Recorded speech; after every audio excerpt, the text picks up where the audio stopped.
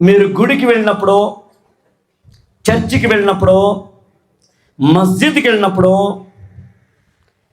ఎంత పవిత్రంగా ఉంటారు, ఎంత అలర్ట్గా ఉంటారు, ఎంత భక్తి శ్రద్ధతో ఉంటారు. చదువు దగ్గర కూడా అలా ఉండండి. చదువుకునేటప్పుడు అలా ఉండండి. చదువుతుంటే ఇంకో పని చేయకండి, ఇంకో పని చేస్తే చదవకండి. చిన్న డిఫరెన్స్ మీరు గమనించారా?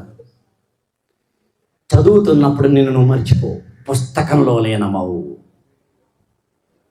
అలా చేస్తే ఎవరికి లాభం? నీకా నాకా?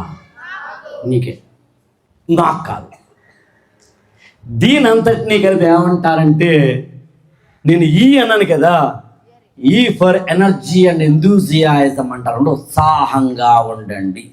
చదువుకునేటప్పుడు ఉత్సాహంగా ఉండండి. For energy.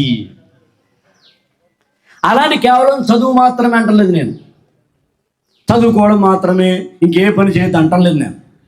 ఓకేనా? ఆటలు వచ్చినప్పుడు ఆడండి, అనేసి పాట పాడండి. ఇంకే నే బండికి వచ్చేత్తప్ప అని పాటలు పాడండి. నేను పాడద్దంటలేదు, ఆడద్దంటం లేదు. చదువుకునేటప్పుడు చదువుకోండి, ఆడేటప్పుడు ఆడండి, పాడేటప్పుడు పాడండి, తినేటప్పుడు తినండి, పడుకునేటప్పుడు పడుకోండి. ఎక్కడ నెగ్గాలో తెలిసినడు గొప్పోడు కాదు, ఎక్కడ తగ్గాలో తెలిసినడు గొప్పోడు.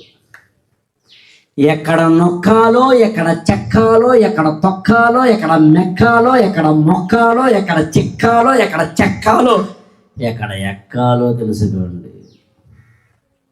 అది మీకు ప్రతినిత్యము మీ స్కూల్లో పాఠాలుగా చెప్తారు టీచర్లు. అందుకు జీవితంలో 3 పనులు చేయండి. 1, జన్మనిచ్చిన అమ్మను నాన్నను గౌరవించండి. 2, ఈ పాఠశాలను దేవాలయంగా చూడండి. 3, చదువు చెప్పే టీచర్లను దైవంగా చూడండి. That's all.